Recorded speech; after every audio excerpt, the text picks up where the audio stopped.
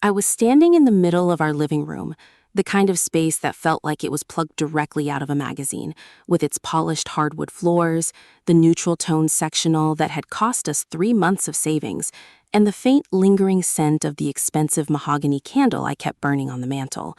It was barely 8 o'clock on a Tuesday, an hour I was supposed to be spending at a professional development seminar downtown, but a sudden splitting migraine had forced me to abandon my plans and head home early. I had called Mark, my husband, to let him know I was coming back, but his phone had gone straight to voicemail. I didn't think much of it at first. He was probably deep in one of his high-stakes conference calls, the kind where he felt like the CEO of the world even though he was just a mid-level analyst.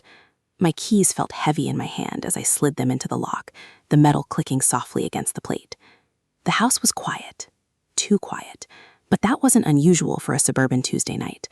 My heart was pounding, partly from the throbbing in my temples, and partly from the sheer exhaustion of the workday. But as I stepped into the foyer and kicked off my heels, I felt a strange, cold prickle of intuition crawl up the back of my neck. It was a sensation I couldn't quite name, a subtle distortion in the atmosphere of my own home, as if the air itself had been rearranged in my absence. I walked slowly toward the kitchen, my socks silent on the hardwood, intending to find some ibuprofen and collapse into bed. I wasn't prepared for the sight that greeted me when I rounded the corner into the living room. The house wasn't empty. My best friend, Sarah, was there. She was supposed to be halfway across the state at her apartment, but here she was, draped over the edge of our couch, her hair a messy tangle against the gray fabric. And there was Mark, standing by the bar cart, his tie undone and hanging loose around his neck like a noose, a tumbler of whiskey in his hand. They were laughing, a low, intimate sound that seemed to vibrate in the space between them. It wasn't the kind of laughter you share with a buddy. It was the kind that suggested a shared language, a secret history that I had no part in. My breath hitched, caught somewhere between a gasp and a suppressed sob. The room felt like it was tilting on its axis. My head, which had been aching for hours, suddenly went numb. I watched, paralyzed, as Mark leaned in, his hand lingering just a second too long on the back of the couch, right beside Sarah's shoulder. Sarah looked up at him, her eyes bright, her usual easy, carefree expression replaced by something sharper, something far more predatory. It was a look of pure, unadulterated comfort that had absolutely no place in my living room, between my husband and my best friend. I didn't make a sound. I should have spoken. I should have screamed. I should have dropped my purse and let the noise shatter the fragile, gilded bubble they were living in. But I couldn't. I was a spectator in my own life, watching a scene unfold that felt like a bad, low-budget drama. My brain was frantically trying to rationalize what I was seeing. Maybe they were just talking. Maybe Sarah had lost her job again and needed a place to vent, and Mark was just being the supportive friend he always claimed to be. But the way they were positioned, the way the ambient light of the room seemed to pull them into a single cohesive unit, screamed something else entirely. It was an intimacy that had been cultivated in the dark, nurtured in the moments when I was away, working late, attending conferences, or simply sleeping soundly in the bed upstairs. The silence of the house suddenly felt suffocating, pressing in on my chest until I could barely draw air. I felt small, invisible, like a ghost haunting the wreckage of a marriage that had looked perfect from the outside. I backed away, my movement jerky and uncoordinated, until I was once again standing in the shadows of the foyer. I needed to get out. I needed to breathe. I retreated to the porch, the cool evening air stinging my flushed skin. I sat on the top step, pulling my coat tighter around me, my phone clutched in my trembling hands. I stared at the screen, looking at the photos of us from our anniversary, the smiles, the vacations, the life we had meticulously curated. Everything was a lie. It had to be. I thought back to the last few months, the little inconsistencies that I had brushed aside as stress or fatigue, the way Mark would suddenly turn his phone face down when I walked into the room, the way Sarah stopped coming over for our weekly wine nights, citing busy schedules and looming deadlines. The subtle change in the way Mark spoke about her, moving from pitying her situation to defending her at every turn. I had been so blind. I had been so busy building a future that I hadn't noticed the present was rotting right underneath me. The anger began to simmer, a hot, liquid heat that started in my stomach and spread through my limbs. It wasn't just betrayal. It was the violation of the sanctity of my home, the place where I was supposed to be safe, the place where I was supposed to be loved. I thought about going back in there and confronting them. I imagined the scene, the accusations, the inevitable denials, the tears that would follow, the pathetic excuses that would only serve to deepen the wound. But I wasn't ready. I wasn't ready to face the fact that the two people I trusted most in the world were the ones who had torn my world apart. I needed to know more. I needed to see how deep the rabbit hole went. I needed to collect the pieces before I could burn the whole house down. My head started to throb again, harder this time, a physical manifestation of the mental chaos. I stood up and walked to my car, sitting in the driver's seat with the engine off, staring at the darkened windows of my house. I felt like a stranger in my own neighborhood. Everything looked the same: the well-manicured lawns, the quiet street lights, the comfortable silence of suburbia. But underneath, the ground felt unstable, like a sinkhole was waiting to open up and swallow me whole. I was terrified, not just of what I had seen, but of who I would have to become to deal with it. I had always been the stable one, the planner, the one who kept things together. But the person who was going to walk back into that house was someone else, someone colder, someone who wasn't afraid to look at the ugly truth. I watched as the lights flickered in the living room, then dimmed, then silence. I knew they were still in there. I knew they were probably already planning their next move, thinking they had gotten away with it, that I was still safely away at my seminar. The thought made me want to laugh, a jagged, broken sound that caught in my throat.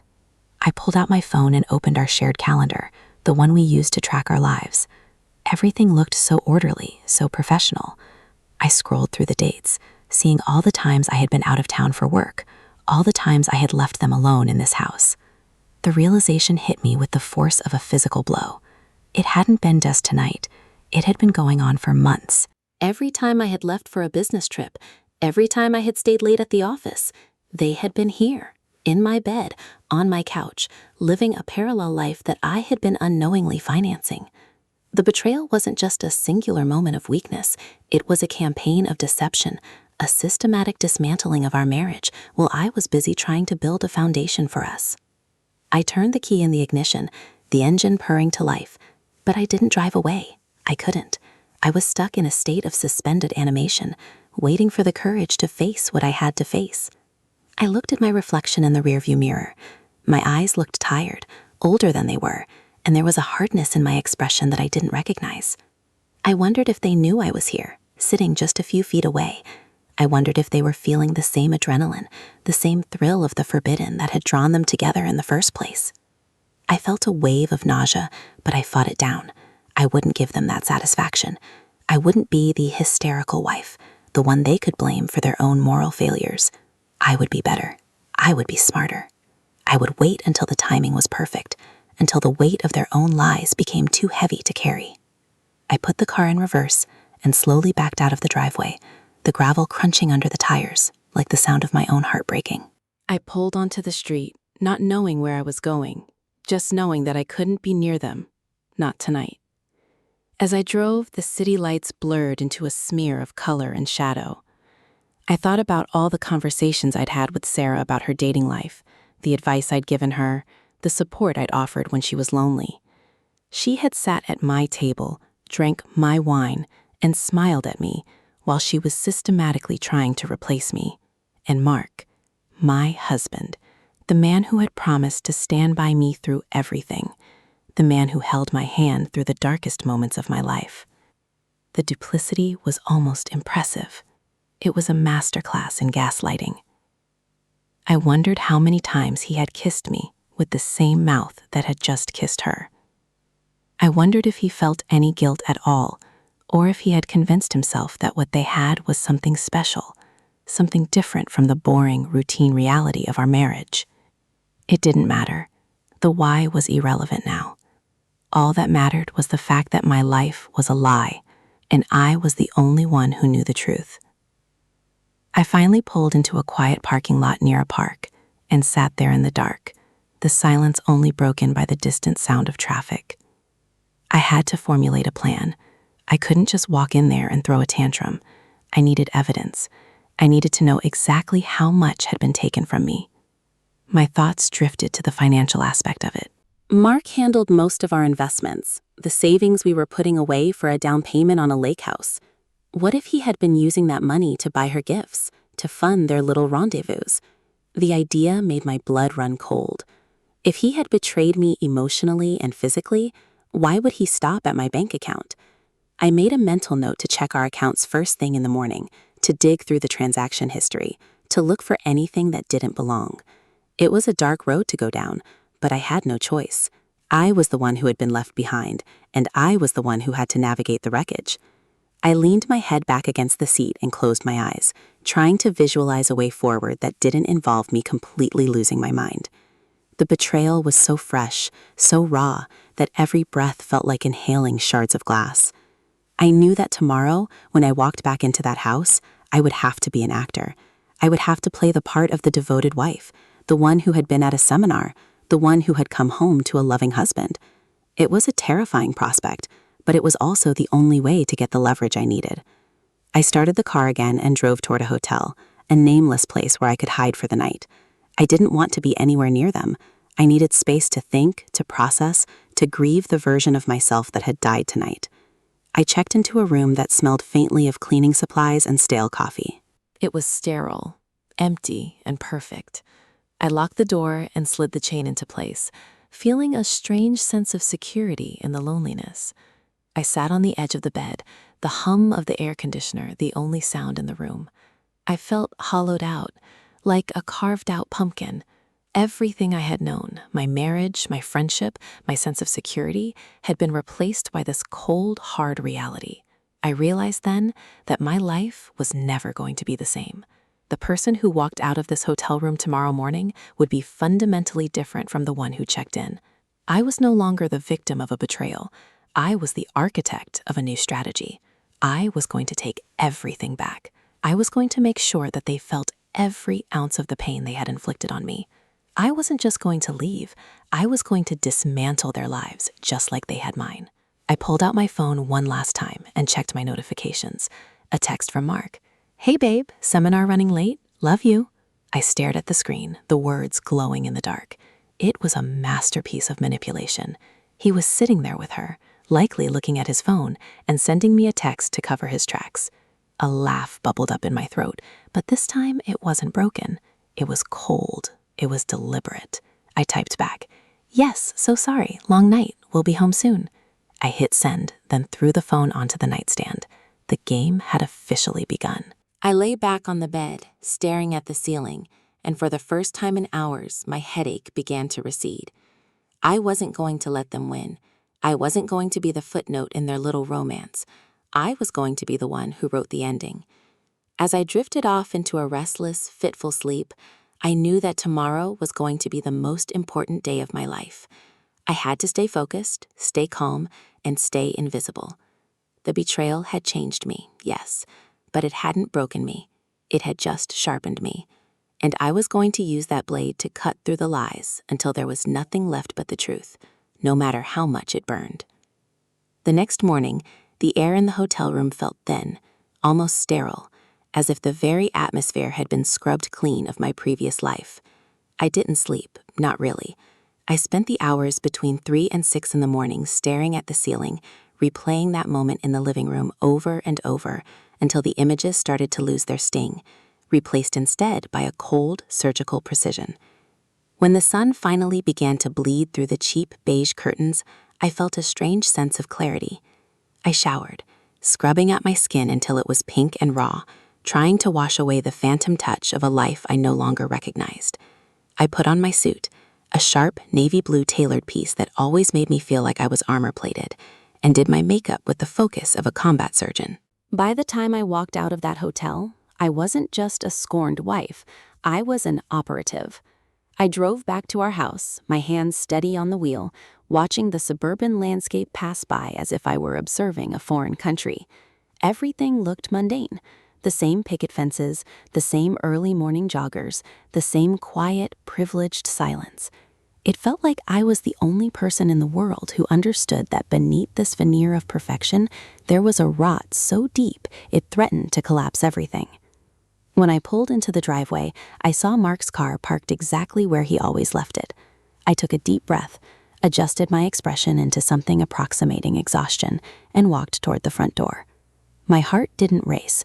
It felt heavy, a solid, cold weight in my chest. I pushed the key into the lock and let myself in. The house was quiet, the scent of the morning coffee already drifting from the kitchen.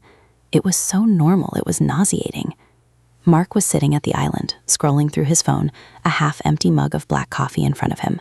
He looked up, his face breaking into that practiced, warm smile that had once made me feel safe. He looked rested, content, entirely unaware that the woman standing in his doorway was no longer the person he thought he knew. He stood up, crossing the distance between us with a familiarity that now felt like a violation. He reached out to kiss my forehead, his hand resting on my waist, and I had to fight every instinct in my body to keep from recoiling. I leaned into him, letting my head rest on his shoulder, all while my brain was screaming, cataloging every movement, every shift in his posture, every lie he was currently breathing into my space. I pulled away, letting out a heavy sigh, and leaned against the counter. I told him the seminar was brutal, that the networking had been endless, and that I was just desperate for a shower and a nap. He played the part of the devoted husband perfectly, offering to pick up dinner, asking about the speakers, showing a level of concern that was as artful as it was false. As he talked, I was scanning the room, looking for anything, a stray hair, a misplaced object, a sign of her presence. There was nothing. They were careful. That realization made me even colder. This wasn't a mistake, a slip, or a lapse in judgment. This was a calculated, ongoing operation. I watched him move around the kitchen, and I realized I didn't hate him. Hate felt too hot, too reactive. What I felt was a complete, detached observation. I was looking at a stranger who happened to be living in my house. I went upstairs, closed the bedroom door, and finally allowed myself to breathe. I pulled out my laptop and began the real work. I had access to all of our joint accounts, our shared investments, the digital footprints of our entire life. I started digging.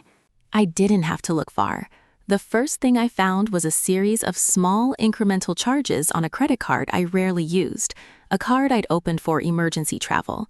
There were charges at high-end restaurants in the city, the kind Sarah loved, the kind that weren't on our usual budget. There were charges for ride shares at 3 in the morning, starting from a neighborhood 3 blocks away from her apartment and ending at our driveway. The dates aligned perfectly with my own travel schedule. Every time I was gone, they were busy. It was so lazy, so blatant, that it felt like an insult to my intelligence.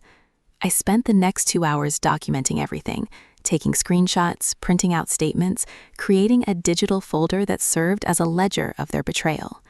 As the numbers added up, so did the realization of how long this had been happening. It wasn't just a few months. It had been a year. A full year of my life had been a theatrical performance, with me in the audience and them on stage, laughing at the punchline I didn't even know was being delivered. The anger finally started to break through the armor, but I didn't let it consume me. I channeled it. I needed to know more about Sarah. I hopped onto her social media, which she kept mostly private, but I had her old login from when we used to manage a joint project years ago. It hadn't changed. I logged in and went straight to her private messages. My hands were shaking, not from nerves, but from the sheer volume of the revelations. There were hundreds of messages between her and Mark. The language was sickening. The pet names, the shared jokes about me, the casual, cruel ways they talked about our marriage, as if it were a burden they were both looking to offload. They talked about the future, about how they would handle things once I was finally out of the picture. They were planning a life. They were discussing real estate, potential trips, even how they would explain it to our friends. I read it all, every single word, burning the betrayal into my memory so I would never, ever forget it. I was no longer just the victim. I was the person holding the knife. I heard a knock on the door, and I quickly minimized the windows, my heart doing a brief, erratic jump. Mark walked in, his expression shifting from concerned to inquisitive. He asked if I was feeling any better. I looked at him, really looked at him, and for a moment, I saw the man I had married, the man who once loved me, who had been there when I lost my job, who had held me when I was grieving my mother. But he was gone. He had been replaced by this shell, this greedy, deceitful version of himself. I told him I just needed a little more sleep, that I'd be down in a bit. He kissed my cheek, a dry, quick, perfunctory thing, and left the room. The second the door clicked shut, I went back to the screen. I found a thread of messages about a large sum of money, a consulting fee, Mark had funneled through a shell account, the same money that was supposed to be for our future home. He was draining our accounts to fund their life. He was stealing from me to pay for his affair, all while looking me in the eye and telling me he loved me. I sat there in the silence of our bedroom, the afternoon sun casting long shadows across the floor, and I felt a strange sense of liberation. I had spent so many years trying to be the perfect wife, the perfect partner, the one who supported everything, who asked no questions, who trusted blindly. That version of me was dead, buried under the weight of the evidence I was currently holding. I felt a power I had never known before, the power of the truth. They thought they were the ones in control, the ones who were pulling the strings, but they had no idea. They had no idea that I was the one who held the keys to their destruction. I closed the laptop and sat in the dark for a long time, listening to the muffled sounds of the house. I could hear Mark downstairs, humming to himself, maybe checking his phone again, perhaps messaging her about how easy it was to fool me. Let him think that. Let him get comfortable. That was the most dangerous thing anyone could do. I needed to see her. I needed to see the person who had sat across from me for years, eating my food, drinking my wine, and pretending to be my best friend, while she was actively working to destroy my life. I checked my calendar. She worked at a gallery downtown on Wednesdays. It was a small boutique place, usually quiet this time of day. I decided to go. I didn't have a plan beyond just seeing her, looking her in the eye and seeing if she had the audacity to lie to my face again. I got up, changed into a sleek black dress, and spent some time on my hair and makeup, not for Mark, but for myself. I wanted to look like the woman she thought she was betraying, strong, composed, and absolutely untouchable. I walked downstairs and told Mark I was going to head into the office to finish up the work I couldn't get done at the seminar. He didn't even look up from his screen. He just nodded and told me to be safe. That was it. That was the extent of his concern for me. The drive downtown was a blur of steel and glass, the city feeling both larger and smaller than I had ever remembered. I pulled up to the gallery, a modern, minimalist space with a sprawling glass front. I sat in the car for a moment, watching through the window. She was there, standing at the counter, her hair perfectly styled, wearing an outfit that looked suspiciously like something I had complimented her on just last week. She was talking to a client, her smile bright and effortless, the same smile she had used on me 1,000 times. It was so convincing, so perfect, that I felt a surge of rage so intense I had to grip the steering wheel until my knuckles turned white. How many people in our lives were living a lie? How many of our friends suspected something? Or worse, how many of them knew and just hadn't said anything? I stepped out of the car, the cool, biting wind hitting my face, and started walking toward the entrance. Every step felt like a declaration of war. As I approached the door, I saw her look up. Her eyes caught mine through the glass, and for a split second, the mask slipped. I saw the flash of terror, the sudden, desperate realization that she had been caught. She quickly pulled it back together, the professional, friendly mask sliding back into place. But I had seen it. I had seen the truth. I pushed the door open, the chime announcing my arrival with a sharp, clear note. She walked toward me, her arms outstretched, the rehearsed, "Oh my God, I didn't know you were in the neighborhood," already forming on her lips. I didn't smile back. I didn't offer a hug. I just walked right up to her, invading her space, and looked her directly in the eyes. I didn't say a word.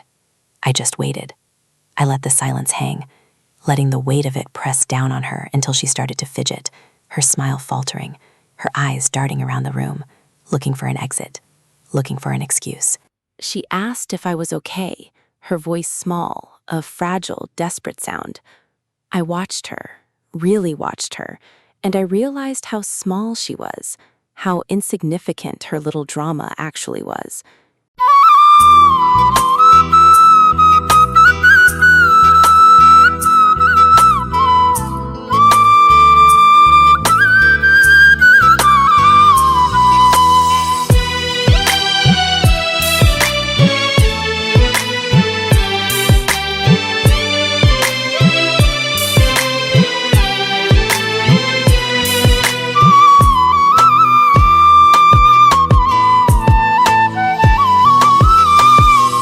তোর কারণে শেষ করিলামি হকাল আর পরকাল, তোর কারণে শেষ করিলামি হকাল আর পরকাল। কে জানিত হবে এমন পুরিবে কপাল আমার, কে জানিত হবে এমন পুরিবে কপাল।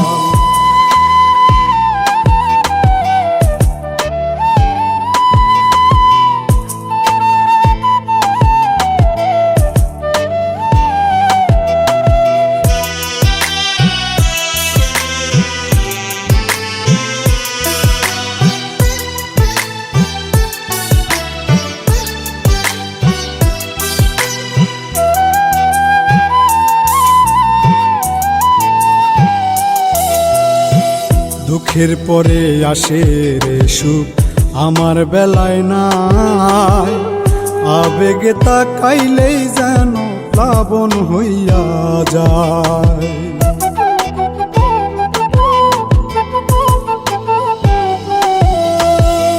দুঃখের পরে আসে রে সুখ, আমার বেলায় নাই।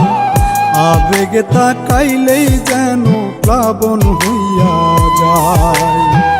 যতনে তুলিয়া গাছে টাইনা টাইনা তুলে সাল, কে জানিত হবে এমন পুরিবে কপাল আমার, কে জানিত হবে এমন পুরিবে কপাল।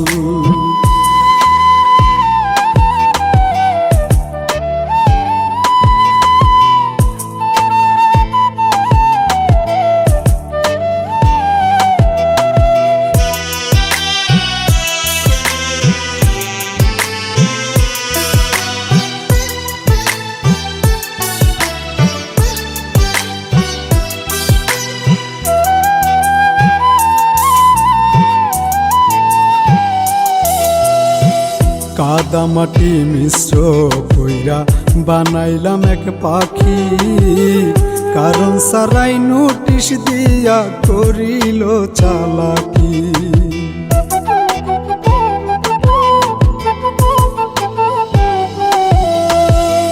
কাদা মাটি মিশ্র কইরা বানাইলাম এক পাখি, কারণ সারাই নোটিশ দিয়া করিল চালাকি। কই মল্লিকে মরলেই বাঁচি, আমার নিশির নাই সকাল, কে জানিত হবে এমন পুরিবে কপাল আমার, কে জানিত হবে এমন পুরিবে কপাল। তোর কারণে শেষ করিলামি হকাল আর পরকাল, তোর কারণে শেষ করিলামি হকাল আর পরকাল। কে জানিত হবে এমন পুরিবে কপাল আমার, কে জানিত হবে এমন পুরিবে কপাল। She was a petty, insecure person who had decided that the only way to get ahead was to steal a life that wasn't hers. I felt a surge of pity, but I quickly suppressed it. Pity had no place here, only clarity. I told her I was just stopping by to say hi, that I was having a really interesting week, and that I was starting to see things much more clearly. I saw the way her face went pale, the way her breath caught in her throat. She knew. She knew that I knew, and the realization was written all over her face. I didn't need to scream. I didn't need to accuse her. I didn't need to do anything at all. The terror was doing all the work for me. She tried to babble something about getting coffee, something about how busy she had been, but I didn't let her finish. I just nodded, turned around, and walked out the door, the chime sounding again behind me like a final, definitive period at the end of a sentence. I got back into my car and just sat there, my heart steady, my hands calm. I had seen her, and the world hadn't ended. In fact, it felt like it was finally starting to right itself. I had seen the fear, the guilt, the sheer pathetic desperation of a person who had spent her life trying to be someone else, to have what I had, and who had ultimately failed. I drove away, back toward the suburbs, back toward the house that was no longer my home, but a battlefield. I had a lot of work to do.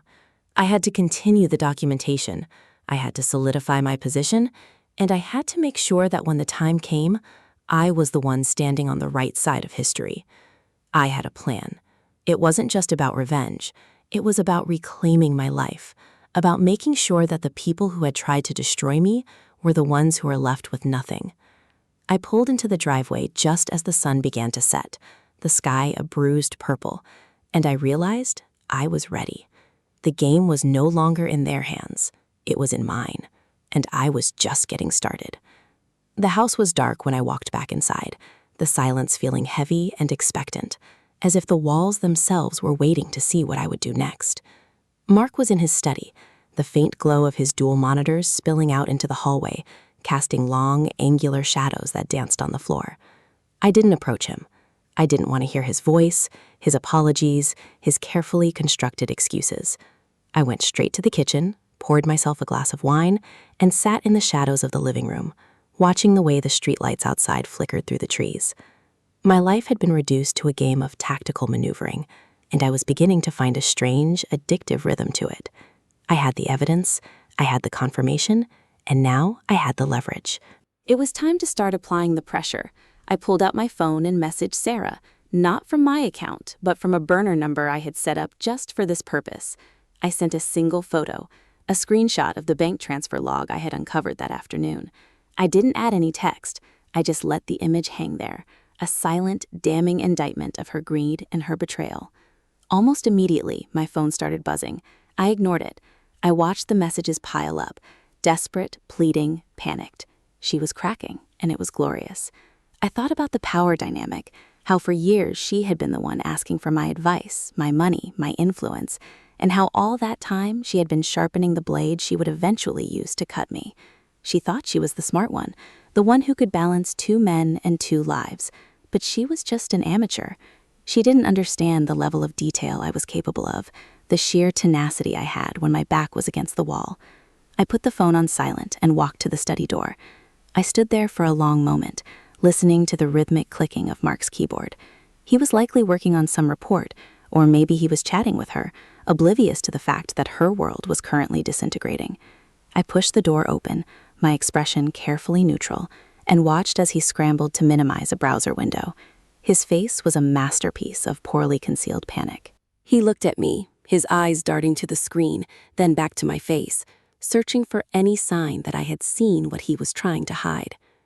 I walked over to the desk and placed my wine glass on the polished wood, right next to his hand. I didn't say a word. I just looked at him, letting the silence grow until it felt like it was suffocating him. He started to stammer, asking if I was okay, if the workday had gone well. I felt a surge of cold, detached amusement. The desperation in his voice was so pathetic, so predictable. I told him I was fine, that I had just stopped by the gallery to see Sarah, and that she seemed a little distracted. I watched the blood drain from his face, his skin taking on a sickly, gray pallor. He tried to brush it off, to make a joke about her being overworked, but his voice was shaking, his hands gripping the edge of the desk until his knuckles went white. He knew. He knew that his secret was no longer a secret, and he was terrified of what that meant for the life he had so meticulously built. I didn't give him any more information. I didn't accuse him. I didn't let him defend himself. I simply turned and walked out of the room, leaving him in the wreckage of his own anxiety. I felt a sense of immense surging control. This was how you did it. You didn't fight. You didn't cry. You didn't beg for the truth. You created a vacuum of certainty, a void where they were forced to imagine the worst possible outcome. And because they were guilty, their imagination would always be far more effective than anything I could have said. I went upstairs, locked the bedroom door, and started packing. Not a lot, just enough to make it look like I was planning on staying at a hotel for a few days to clear my head. I wanted them to be on edge. I wanted them to be wondering what I was doing, where I was going, and most importantly, what I already knew. I left my laptop open on the bed, a document file titled Assets and Liabilities sitting prominently on the screen. It was empty, of course, but the implication was clear. They wouldn't know that until I was long gone. I left the house just after midnight, the air crisp and cold, a sharp contrast to the suffocating heat of the lies that had been living inside those walls. I drove to the city, to a small, nondescript apartment I had been secretly renting for months, ostensibly for long-term projects at work. It was my escape hatch, my fortress of solitude, and it was about to become the command center for the final phase of my plan. I spent the next few days in a state of hyper-focused activity. I reached out to an old contact of mine, a forensic accountant who owed me a favor, and sent him the files I had gathered. I wasn't just going to break their hearts, I was going to dismantle their financial security, their professional reputation, and their social standing. They wanted a new life? They were going to have to live it in the gutter. The betrayal wasn't just a personal failing, it was a crime, and I was going to treat it as such. I was cold, I was calculated, and I was absolutely, completely done with being the good guy. Every day, the messages from Mark became more frantic, more desperate. He was calling, texting, leaving voicemails, pleading with me to come home, to talk, to work things out. It was a pathetic display. He wasn't sorry for what he had done. He was sorry that he had been caught. He was sorry that his comfortable double life was being threatened. I read the messages, but I never responded. Silence was the most powerful weapon I had. It made him doubt, it made him panic, and it made him make mistakes. I knew he was meeting with Sarah, that they were desperately trying to figure out how much I knew and how they could contain the damage. I watched them, through my own resources, as they started to scramble, moving money around, trying to cover their tracks, trying to prepare for the inevitable fallout. They were playing checkers, while I was playing a game they didn't even understand. By the end of the week, I had everything I needed. I had the records of the affair, the proof of the financial misappropriation, and the evidence of their conspiracy to deceive me. I had it all packaged, organized, and ready to be delivered to the people who would care the most: his firm, our shared friends, and the legal professionals who would handle the dissolution of our marriage. I felt a sense of calm that I hadn't felt in years. The weight of the deception had been lifted, replaced by the weight of the justice I was about to deliver. I sat in my quiet apartment, the city lights shimmering outside my window, and realized that I didn't hate them anymore. Hate was too much energy to waste on people who were ultimately so small. What I felt was a complete, detached satisfaction. I had been the architect of my own undoing, and now I was the architect of their destruction. I decided to meet them one last time. I sent a message to Mark from my real phone, a simple, cold request to meet me at our favorite restaurant for dinner. I wanted to see their faces when they realized that this wasn't a discussion, it was an execution. I arrived at the restaurant, dressed in a sharp, tailored dress, looking every bit the woman who had already won. I saw them walk in together, Mark looking disheveled, his eyes hollowed by lack of sleep, and Sarah, who looked like she had been crying for days. They were holding hands, a desperate, pathetic gesture of unity against the storm they knew was coming. I sat there, calm and composed, watching them approach the table, their steps faltering, their eyes filled with a mixture of terror and defiance. I didn't stand up. I didn't greet them. I just waited for them to sit down, my hands folded calmly on the table. The silence between us was so thick, it was almost tangible. I was the one who held the power now, and I was going to make sure they understood exactly what that meant. Mark started to speak, his voice a shaky, desperate plea, but I stopped him with a single, sharp look. I reached into my bag and pulled out a manila envelope, sliding it across the table until it rested right in front of them.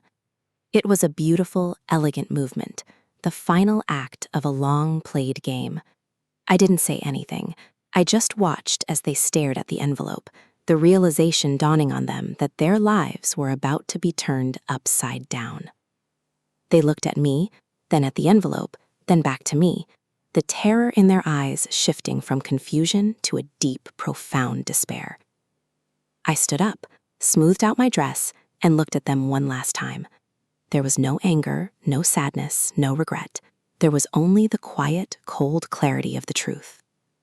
I had given them everything I had, and they had repaid me with nothing but lies. But that was okay, because now they had exactly what they deserved.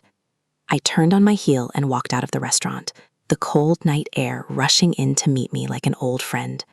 The game was over, and for the first time in my life, I was finally, truly free. I walked out of that restaurant and into the crisp, biting air of the evening, not once looking back. I didn't need to see their reactions when they opened that envelope. I knew the contents by heart. It was all there. The bank statements showing the systematic drainage of our savings, the timestamps of their secret meetings, the digital transcripts of their private messages mocking me, even the invoices for the jewelry he had bought her using our joint credit card. By the time they reached the third page, they would know their professional futures were as good as vaporized. I hadn't just exposed them to each other. I had already forwarded copies to his firm's HR department and the board of directors at the gallery where Sarah worked. I had ensured that their reputations would be scorched earth before the sun came up the next morning. My car was waiting at the curb, and as I slid into the driver's seat, I felt a lightness in my chest that was almost dizzying. The years of carrying the weight of their deception had left me hollow, but the act of shedding that burden felt like waking up from a long, feverish coma. I drove toward the interstate, the city lights fading into the rearview mirror. I wasn't going back to the house. I had already cleared out the last of my things while they were busy trying to patch up their crumbling story. The house, that beautiful, curated cage of a life we had built, was now officially a crime scene of a different sort. A place where two people were about to realize that they had sacrificed their security for a fantasy that didn't exist. I pulled into a rest stop a few miles outside the city, parked under the harsh, buzzing glow of a fluorescent light, and finally took a deep, shuddering breath. I looked at my hands. They were steady. I looked in the mirror. I saw someone I hadn't seen in a long time. The softness was gone, replaced by a crystalline resolve. I reached into my bag, pulled out my wedding ring, and held it up to the light. It caught the artificial glow, refracting it into 1,000 tiny, meaningless points of light. I didn't feel sadness, or even the remnants of the love I once thought was ironclad. I felt a cold, clinical curiosity about why I had ever cared so much. I rolled down the window and tossed the ring into the dark, gravel-covered patch behind the parking lot. I didn't even watch where it landed. It was just metal and stone, a trinket that had served as a symbol for a contract that had been breached 1,000 times over. My phone, which had been silent for the last hour, suddenly began to scream with notifications. I didn't bother to check them. I knew who it was. I knew what they were saying. The frantic, desperate, incoherent pleas of people who were realizing that the ground had been cut out from beneath them. They were likely blaming each other by now, the shared veneer of their romance dissolving as the reality of their impending poverty and public disgrace set in. It was the natural conclusion to a relationship built on the foundation of someone else's misfortune. I silenced the device, powered it down, and threw it into the glove compartment. I had no interest in their epilogue. Their story was over. Mine was just beginning. I put the car in drive and pulled back onto the highway, merging into the steady stream of traffic headed toward the horizon. I didn't have a destination, and for the first time in my adult life, that didn't scare me. It felt like the ultimate luxury. I had enough in my personal, private account, the one I had spent the last few months quietly shifting funds into under the guise of portfolio rebalancing, to disappear for a while. I was going to change my phone number, wipe my social media presence, and go somewhere where no one knew my name or the story of the wife who had been played. I wanted the anonymity of a blank slate. I thought about the house, the furniture, the clothes I had left behind. They were just objects, symbols of a life that had been a prop, and leaving them behind was the most liberating thing I had ever done. The man I had married wasn't even a stranger. He was a void. He was a person who had spent his existence mimicking the traits of a good husband while harboring the soul of a parasite. As the miles ticked by, the radio played low, static-filled music that felt like the soundtrack to a new beginning. I looked at the dark landscape passing by, the occasional farmhouse or convenience store flickering like distant stars. My mind was quiet. The constant, nagging background noise of worry, suspicion, and suppressed rage had vanished. In its place was a vast, empty space that I could finally fill with my own desires. I hadn't just destroyed them. I had liberated myself from the obligation of their toxicity. I hadn't just ended a marriage. I had ended a performance. I was done being the supporting character in their twisted little play. I was the protagonist of my own life now, and the script was entirely blank. I saw a sign for a city 300 miles away, a place I had only ever seen on maps, and I decided, on a whim, that that was where I would go. No plans, no expectations, no baggage, just the road. I stopped for gas at a lonely, isolated station in the middle of the night. The clerk didn't look at me, and I didn't look at him. We were just two ships passing in the dark. I bought a coffee, walked back to my car, and leaned against the door, looking up at the sky. The stars were brilliant, unfiltered by the light pollution of the suburbs. I felt so small, and yet so significant. The entire universe was unfolding in front of me, and for the first time, I felt like I was part of it, rather than just a witness to it. My life with Mark was a faded photograph, something I would look back on with detachment, like a book I had read years ago but had largely forgotten the plot of. The betrayal was no longer a wound. It was a scar, a mark of where I had been, but no longer a defining feature of who I was. I got back into the car, the engine turning over with a steady, reassuring thrum. I turned onto the on-ramp, the car accelerating smoothly into the darkness. I was leaving behind the suburbs, the gossiping neighbors, the hollow expectations of a perfect life, and the people who had thought they could define my worth by their own low standards. I was going to find out who I was when no one was watching, when there was no one to please, no one to impress, and no one to betray. It was a terrifying, exhilarating prospect. I looked forward to the morning, to the next town, to the next year. I had everything I needed, and for the first time in my life, I was completely, truly whole. The road stretched out before me, a long, winding ribbon of possibility. I pressed the accelerator, watching the speedometer climb, and drove into the night, toward a future that belonged only to me. The past was behind me, locked in the dark, and I wasn't going to look back, ever again.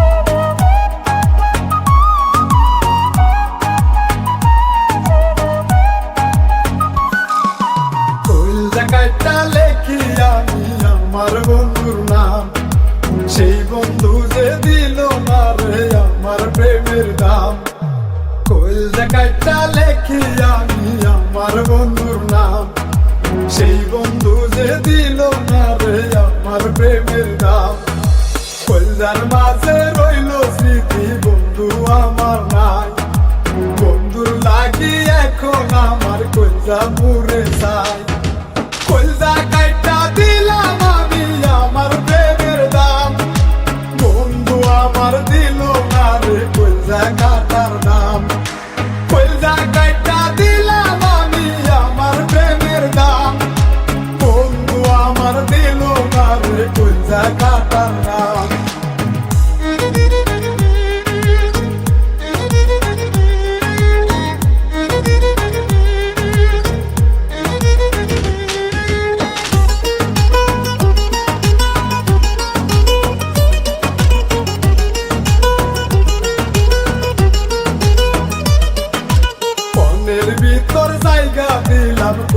কাটিয়া প্রেমের ব্যথায় গেল হায় রে কইলজা ফাটিয়া মনের ভিতর জায়গা দিলাম কইলজা কাটিয়া প্রেমের ব্যথায় গেল হায় রে কইলজা ফাটিয়া কইলজার আঘাত মনে জমা বলতে পারি না বন্ধু